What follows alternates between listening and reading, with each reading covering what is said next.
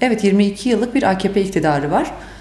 Bu 22 yılda belki her seçim dönemi için AKP bir vaat sunabildi, bir iddiadan bahsedebildi ya da bir biçimde bu toplumu kandırabildi ya da işte bugün yaptığı gibi başka bir yöntemle yine kendini iktidara getirebildi. Ama hakikaten 2023 yılı seçiminde AKP'nin genel argümanı olan, yani mağduriyet üzerinden bir dil, bir propaganda aracı oluşturmak da sağlayabildiği bir şey olmadı. Bir vaatte de bulunamadı. Bir iddiadan da bahsedemedi ya da benim olmamam durumunda hali hazırda benim sayemde kazanılmış bir kazanımdan da bahsedemedi. Yani kazanımlardan bile demiyorum, kazanımdan bahsedemedi. 22 yıllık bir iktidar sürecinde neler yaşandı? Tabii ki bu çok uzun vadede, yani çok uzun süreli değerlendirilecek bir şeydir ama en son noktada geldiğimiz nokta şuydu. Yani hani uluslararası arenada Türkiye'nin çok ciddi itibar kaybettiği gerçekliği, ekonomik anlamda hali hazırda savaş veren Suriye'ye göre bile para değerinin çok büyük oranda düşmüş olması gerçekliği, üretimin olmayışı, liyakatli kişilerin kalmayışı, çok yoğun göç veren olması ve bence en başlıca bir durumda şudur. Hakikaten terör örgütlerini köprü pozisyonunda, tırnak içinde baba pozisyonunda yer alan bir pozisyonda oldu. AKP iktidarıyla birlikte Türkiye için bunu söyleyebiliriz. Tabii ki bu gerçeklik toplum tarafından görülmeyen, bilinmeyen, buna rağmen mi kabul edilen bir şeydir diye sorarsanız hayır, tabii ki buna rağmen kabul edilen bir yerde olmadı aslında. Tabii o seçimlerine baktığımız, sandık sonuçlarına baktığımızda Türkiye'de 2 kişiden biri aslında hala Tayyip Erdoğan'a oy veriyor gibi görünüyor. Tüm bahsettiğimiz bu süreçlere rağmen.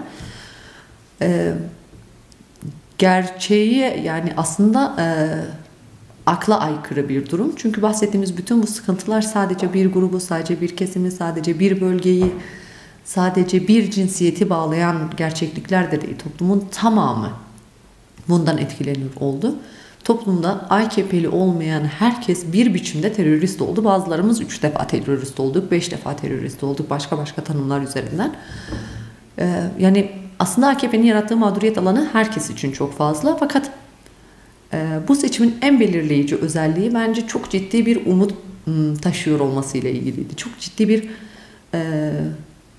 umut varlığı vardı. İnsanlar evet bu defa değişecek, evet bu toplum artık nefes alabilecek umudu ve duygusundaydı. Fakat sonuçlar tabii ki ilk anda hepimizi hayrete düşürdü, şaşırttı ama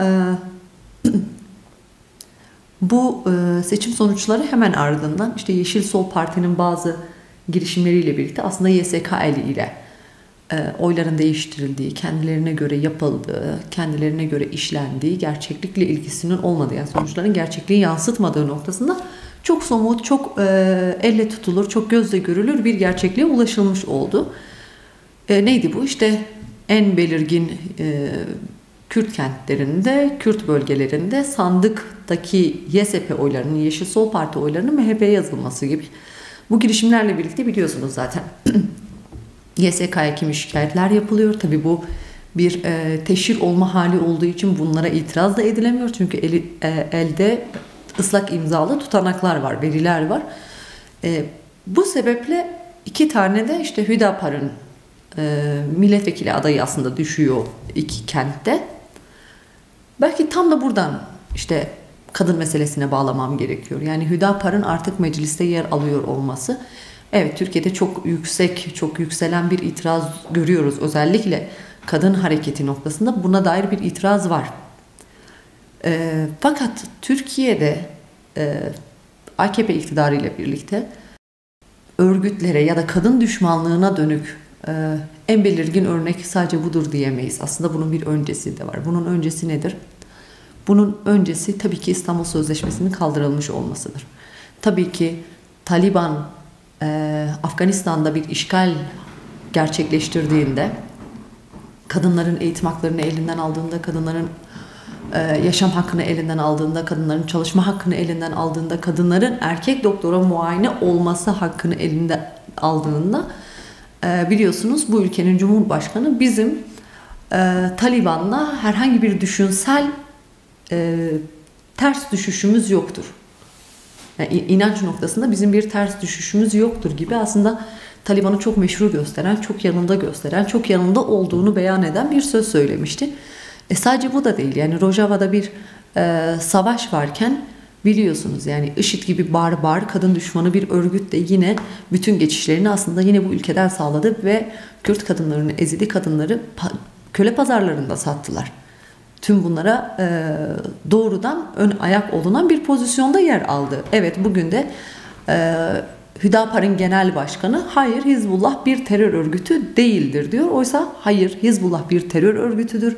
Biz kadınların beyanıdır. Biz kadınların bu meselede Hizbullah örgütüyle doğrudan bedel ödeyenler olarak, kayıp verenler olarak, Batman'da binlerce bu sebepten intihar eden kadınlar gerçekliğine doğrudan tanıklık eden kadınlar olarak biz Hizbullah'ın terör örgütü olduğunu biliyoruz.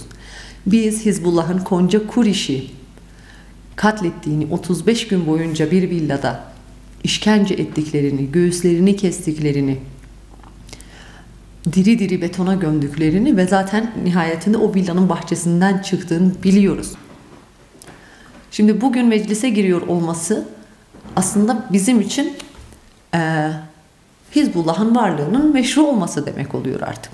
Hizbullah'ın kendini kabul ettirebildiği, Hizbullah'ın kadınların yaşam alanı ile ilgili, kamusal alanda varlık gösterebilmeleriyle ilgili doğrudan sorumluluk alması, doğrudan buna yön vermesi pozisyonuna geliyor aslında.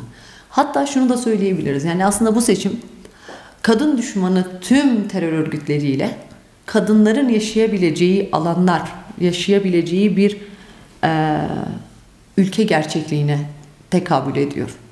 Bu anlamda tek umudumuz şu. Evet, o kadın açıklamasını ben de gördüm. Yani kadınları sahiplendireceğiz şeklinde. Çok korkunç, çok insan onuruna, insan haysiyetine saygısızlığa varan aslında bir korkunç bir tahakkümün özeti olan bir dil kullanılmış. Biz tabii ki bunu yine yani bu bir kadın söyleyince de biz bunu erillik olarak tanımlıyoruz. Bunu yine erk egemen anlayışın hakimiyeti üzerinden tanımlıyoruz. Fakat yükselen bir kadın mücadelesi var yani. Yaşamda eşitlik arayan, haklar noktasında eşitlik arayan, birlikte yaşanılabilir bir dünya arayışı ve kavgası içerisinde olan kadınların mücadelesi var ve bu kadınlar hakikaten bu mücadeleyi de çok güçlü veriyorlar. Yani bu mücadele Hizbullah'tan da güçlü, bu mücadele Hüdapar'dan da güçlü, bu mücadele tüm bunları destekleyenlerden de güçlü. Nihayetinde görüyoruz yani. Belki İran örneğinden bahsedilebilir. Jina Mahsa Amini'nin eşarbı üzerinden katledilmesinden sonra aylarca sönmeyen, tüm dünyaya sirayet eden, ki bir ambargo ülkesi olmasına rağmen tüm dünyaya sirayet eden Jinjiyan Azadi sloganıyla tüm dünyada bir sarsıntıya sebep olan bir kadın mücadelesini gördük biz. Tabii ki biz itiraz etmeye bugünden başlıyoruz. Tabii ki biz Konca Kuriş'in katilleriyle ne sokakta, ne evde, ne çarşıda, ne pazarda, ne mecliste, ne siyasette, ne hiçbir alanda asla ortaklaşmayacağız. Asla onların vekilliğini kabul eden bir pozisyonda olmayacağız. Asla burayla uzlaşmayacağız. Asla burayla da helalleşmeyeceğiz.